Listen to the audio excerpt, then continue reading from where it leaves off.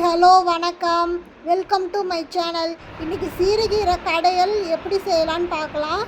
அதுக்கு முதல்ல ஒரு பாத்திரம் எடுத்து அதுக்கு சிறுகீரை நல்லா கழுவி வச்சுருக்கேன். அதை அதில் ஆட் பண்ணிக்கலாம். ஆட் பண்ணிவிட்டு அதில் கொஞ்சம் துவரம் பருப்பை ஆட் பண்ணிக்கலாம். அது கூட வெங்காயம், ஒரு சின்ன துண்டு புளி, 4 பச்சை மிளகா, கொஞ்சம் தக்காளி எல்லாத்தையும் போட்டு ஆட் பண்ணிக்கலாம். இப்போது கூட கொஞ்சம் பூண்டு ஆட் பண்ணிக்கலாம். அப்புறம் தண்ணி ஊற்றிட்டு மூடி போட்டு வேக வச்சுக்கலாம். குக்கரில் இதை வச்சுக்கலாம், விசில் போட்டுக்கலாம். அதுக்கப்புறம் ஒரு 5 விசில் வரட்டும். விசில் நல்லா வந்த பிறகு ஒரு வாணலில் எண்ணெய் ஊற்றி காஞ்ச மிளகா போட்டு நல்லா வறுத்துக்கலாம். அந்த வறுத்த மிளகா சட்டியில் போட்டுட்டு அது கூட கொஞ்சம் உப்பு ஆட் பண்ணி வச்சுக்கலாம். இப்போ அந்த விசில் இறங்கிட்டுருக்கும். இப்போ ஓப்பன் பண்ணி பார்க்கலாம். அது ஓப்பன் பண்ணு பார்த்திங்கன்னா இப்போ பாருங்கள் நல்லா கீரை வெந்துடுச்சு.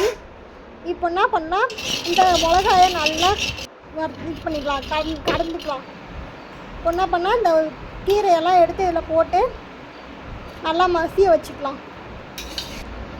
நல்லா கடையலாம். இப்போ பார்த்திங்கன்னா நல்லா கடைஞ்சி எடுத்தாச்சு.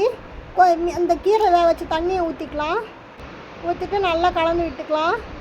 மறுபடியும் ஒரு பாத்திரத்தில் எண்ணெய் ஊற்றிட்டு தாளிப்புக்கு வடகம் போட்டுக்கலாம். வடகம் போட்டு நல்லா பொரியட்டும். நல்லா பொரிஞ்ச பிறகு இதை அந்த கீரையில் ஆட் பண்ணிக்கலாம். கீரையில் ஆட் பண்ணிவிட்டு நல்லா கலந்துக்கலாம். நல்லா கலந்துட்டா இப்போ சுவையான சிறுகீரை கடையல் ரெடி ஆயிடுச்சு. இப்போ ஒரு தட்டில் சாதம் வச்சுட்டு அதில் 2 கரண்டி கீரை வெட்டி சாப்பிட்டா சூப்பராக இருக்குங்க.